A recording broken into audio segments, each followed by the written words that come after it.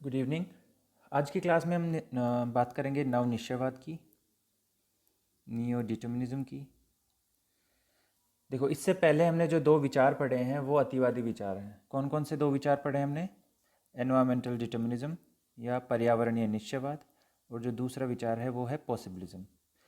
Environmental determinism आपका पर्यावरण को प्रधानता प्रदान करता है या वातावरण को प्रधानता प्रदान करता है, और जो दूसरा विचार है पॉसिबिलिज्म का जो विचार है या संभववाद का जो विचार है वो आपको मानव को या मानवीय तकनीकी को या जो भी मानव द्वारा सृजित चीज़ें हैं उनको या मानवीय ज्ञान को प्रधानता प्रदान करता है। तो ये दोनों जो विचार हैं मानव पर्यावरण संबंधों में अतिवादी दृष्टिकोण को दर्शाते हैं। लेकिन इनके बीच में एक दूसरा विचार है जो है नव निश्चयवाद, नियो डिटर्मिनिज्म, नवनियतिवाद, इसको बोलते हैं रुको और जाओ निश्चयवाद, या प्रेजेंट डे डिटर्मिनिज्म या वर्तमान का निश्चयवाद। तो ये सारे चीज़ें हैं, ये एक मध्यम मार्गी विचार है। यह एक मध्यम मार्गी विचार है जो किस चीज़ पर बल देता है? सबसे पहली बात, पहला जो पॉइंट है वो है यह देता है बल क्रियात्मक संबंधों पे, क्रियात्मक संबंधों पर। मानव, मैन और एनवायरनमेंट, इन दोनों के मध्य क्रियात्मक संबंधों पर बल देता है। दूसरा है इन दोनों के मध्य समायोजन पर बल देता है। समायोजन, एडजस्टमेंट, सामंजस्य, इस पर बल देता है। ठीक है, तो नियतिवाद और संभववाद के जो अतिवादी विचार है उसको अस्वीकार करते हुए एक ऑस्ट्रेलिया के विद्वान हुए हैं ग्रिफिथ टेलर। ग्रिफिथ टेलर, इनकी बुक है ज्योग्राफी इन 20th सेंचुरी। बुक का नाम है ज्योग्राफी इन 20th सेंचुरी, 1951 में पब्लिकेशन है। तो इस बुक में इन्होंने कहा या ये विचार व्यक्त किया कि जो नवनिश्चयवाद है वो इस तथ्य पर आधारित है कि न तो प्रकृति का मनुष्य पर पूर्ण नियंत्रण है और ना ही मनुष्य प्रकृति का विजेता है, जबकि इन दोनों के मध्य क्रियात्मक फंक्शनल रिलेशनशिप, क्रियात्मक संबंध पाए जाते हैं। ठीक है, अर्थात मानव का जो विकास है वो प्रकृति के सहयोग में निहित है, न कि उसकी विजय में। ये जो फंक्शनल रिलेशनशिप है इसी समायोजन के कारण मानवीय विकास संभव है। ठीक है, टेलर ने जो नवनियतिवाद है उसको कहा रुको और जाओ निश्चयवाद। रुको और जाओ निश्चयवाद, stop and go determinism, stop and go determinism. तो जो आपके टेलर हैं, टेलर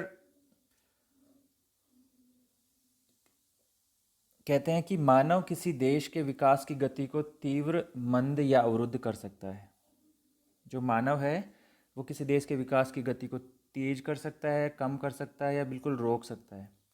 लेकिन यदि वह विवेकशील है या तार्किक है तो उसे प्राकृतिक वातावरण के निर्देशों से दूर रहकर ऐसा नहीं करना चाहिए। अर्थात मानव को वातावरण द्वारा जो उसको निर्देश दिए जाते हैं, वातावरण द्वारा उसको जो निर्देश दिए जाते हैं उनका क्या करना चाहिए? पालन करना चाहिए, और उसके अनुसार उसको गतिविधियों का संचालन करना चाहिए। ठीक है, अब आगे ये कहते हैं कि मानव किसी बड़े शहर के यातायात नियंत्रक या ट्रैफिक कंट्रोलर के समान है। यातायात नियंत्रक के समान है जो क्या कर सकता है? जो ट्रांसपोर्ट है या जो यातायात है या जो ट्रैफिक है उसकी गति को तो परिवर्तित कर सकता है, उसकी गति को तो बदल सकता है, लेकिन उसकी दिशा को नहीं बदल सकता। और यही जो इनका वाक्यांश है वो स्टॉप एंड गो डिटर्मिनिज्म, रुको और जाओ निश्चयवाद। ठीक है, से को को दर्शाता है। तो कहने का मतलब यह है कि मानव जो है, मानवीय विकास, मानव अपनी तकनीकी प्रगति से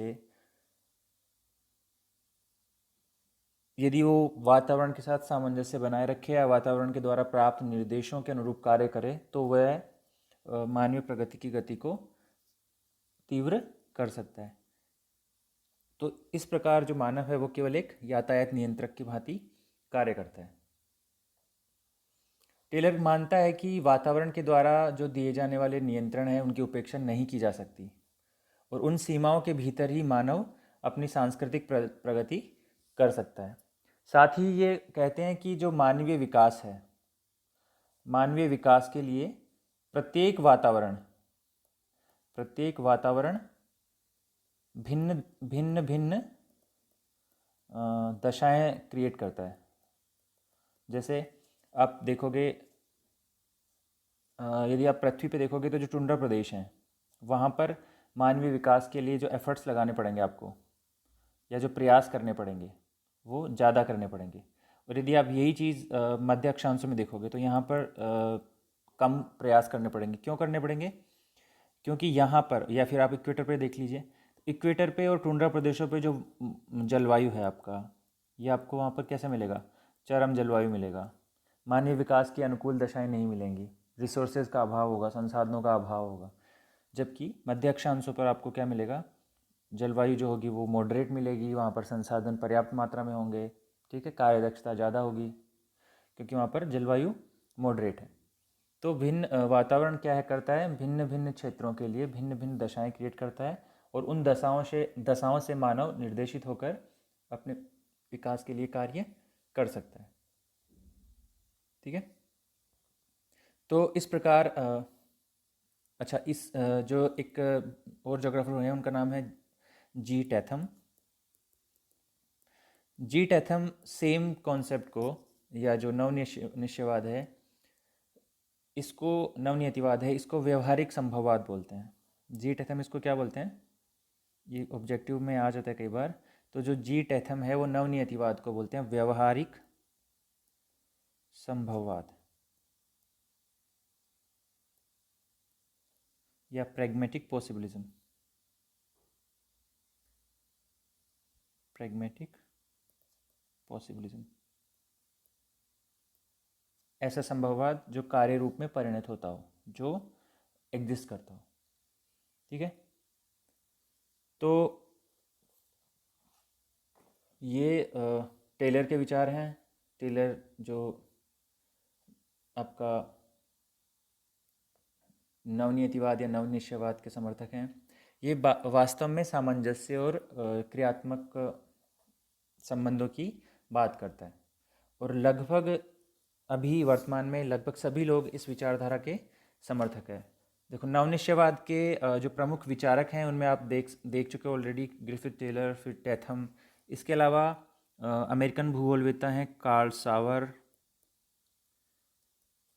ब्रिटिश भूगोलवेत्ताओं में हर्बर्टसन, रॉक्सबी, फ्लोर। इसके अलावा एक रूसी भूगोलवेत्ता हैं जिन्होंने सॉइल पे काफ़ी काम किया है, डोकुचायेव। ये जो लोग हैं ये आपके नव निश्चयवाद या नियो डिटर्मिनिज्म के समर्थक कहे जा सकते हैं। ठीक है।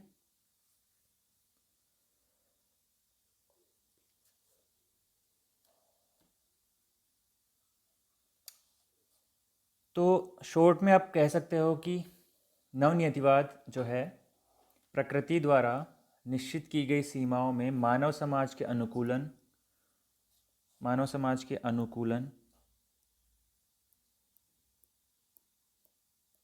एडप्टेशन, रूपांतरण, मॉडिफिकेशन और समायोजन,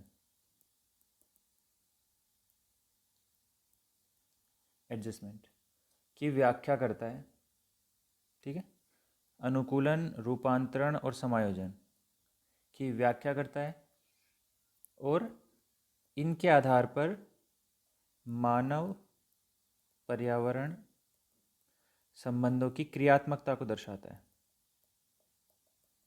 फंक्शनल रिलेशनशिप या क्रियात्मक संबंधों को दर्शाता है।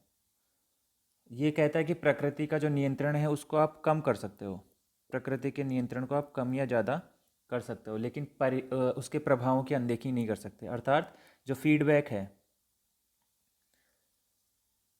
जो फीडबैक है उसकी आप अनदेखी नहीं कर सकते, ठीक है। और वो फीडबैक से ही आप क्या करते हो, समायोजन करते हो। पॉजिटिव या नेगेटिव फीडबैक है, उसके आधार पर आप समायोजन करते हो। तो नियतिवाद का मूल मंत्र क्या है कि मानव और पर्यावरण के मध्य जो क्रियात्मक संबंध है उसमें अनुकूलन, रूपांतरण और समायोजन होता है, तथा उन्हीं के आधार पर मानवीय विकास की दिशा और दशा निर्धारित होती है। तो यह आपका जो है ये था आपका नियतिवाद। एक और टॉपिक है, उसको बोलते हैं प्रसंभववाद, या उसको बोलते हैं प्रसंभाव्यवाद, प्रसंभाव्यवाद या प्रोबेबिलिज्म। ये आपके सिलेबस में नहीं है वैसे, लेकिन शॉर्ट में हम देख लेते हैं। मानव पर्यावरण संबंधों की व्याख्या करते हैं तो आप एक नया, वैसे तो और भी बहुत सारे विचार हैं लेकिन ये थोड़ा सा कॉमन है तो इसको देख लेते हैं। ये देख लीजिएगा, ये जो विचार है ये आपका दिया गया है, ऑस्ट्रेलियाई विद्वान ही हैं ये भी, इनका नाम है OH के स्पेट। तो स्पेट महोदय ने मानव पर्यावरण संबंधों के लिए एक नया विचार दिया। इसके अनुसार वातावरण के साथ मानव संबंधों में प्रत्येक जगह पर संभावनाएं या पॉसिबिलिटीज़, प्रोबेबिलिटीज़ रहती हैं। ये प्रोबेबिलिटी की बात करते हैं इनफैक्ट, ठीक है। ये बात करते हैं संभावनाओं की, पॉसिबिलिटीज़ की, और उन पॉसिबिलिटीज़ या प्रोबेबिलिटीज़ में कुछ संभावनाएं अधिक संभाव्य होती हैं, ठीक है। मतलब जैसे ये है पर्यावरण, तो पर्यावरण आपको कुछ संभावनाएं प्रदान करता है, लेकिन इन संभावनाओं में सब का जो वेटेज है वो इक्वल नहीं होता। जैसे कोई पर्यावरण आपको कोई एक्ट करना है या कुछ गतिविधि करनी है, तो उसमें आप जैसे 5 संभावनाएं आपके पास पास हैं आपके पास, तो इन संभावनाओं में सब इक्वल वेटेज नहीं होंगे। कोई संभावना जो होगी वो जो ज़्यादा पॉसिबल होगी, जिसकी पॉसिबिलिटी अन्य से ज़्यादा होगी, ठीक है। और यदि मानव उसका चयन करता है जिसकी संभावना अधिक है, अर्थात उसकी संभाव्यता अधिक है, उसकी प्रोबेबिलिटी अधिक है, तो मानव उसका चयन करता है जिससे मानव अपने जो प्रगति है या मानवीय विकास है उसको आगे बढ़ा सके। अर्थात हम कह सकते हैं कि जो प्रोबेबिलिज्म या प्रसंभाव्यवाद जो विचार है वो मनुष्य और प्रकृति के संबंधों की व्याख्या किसी अतिरेक पर नहीं वरन संतुलन एवं समायोजन के आधार पर करता है। इसमें जो है मानवीय क्रियाकलापों के स्थूल और सूक्ष्म परिणामों का प्रेक्षण वो कर सकता है, ठीक है। इसमें मानव अपने अनुभव और ज्ञान के आधार पर इन संभावनाओं का चयन करता है कि कौन सी संभावना, कौन सी प्रोबेबिलिटी उसकी ज़्यादा है, ठीक है। ये आपके OH के स्पेट की जो बुक है वो उसका नाम है the compass of geography, the compass of geography, ठीक है। ये है आपका 1953 में पब्लिश हुआ। तो आप देखोगे कि जो जैसे निश्चयवाद है, तो निश्चयवाद में आप देखोगे तो निश्चयवाद में किसी भी क्रिया का परिणाम, कोई भी एक्ट होता है तो आपको पहले से डिसाइडेड होता है कि ये करने से ये होगा, और सबका एक ही होता है। अर्थात उसमें बहुत सारी पॉसिबिलिटीज़ आपको नहीं मिलती, आपको केवल एक पॉसिबिलिटीज़ मिलती, प्रोबेबिलिटी मिलती है, ठीक है। परंतु जो प्रोबेबिलिज्म है, ये प्रसंभाव्यवाद है, इसमें ऐसे परीक्षणों का प्रेक्षण जो सीमित होते हैं किंतु अनन्य होते हैं, ठीक है, एक दूसरे से अलग होते हैं, ये संभावनाओं के परिप्रेक्ष्य में होता है। और हर संभावना का स्पेशियो टेम्पोरल या स्थानिक कालिक जो रिजल्ट होता है वो अलग अलग होता है। लेकिन इसका भी जो बेसिक जो पोस्टुलेट्स हैं या जो आधार हैं वो यही हैं कि यह भी मानव पर्यावरण संबंधों के मध्य किसकी बात करता है, समायोजन की। लेकिन ये जो समायोजन होता है वो बेस्ट प्रोबेबिलिटी जो बेस्ट पॉसिबिलिटीज़ आपकी है उसके आधार पर ये डिसाइड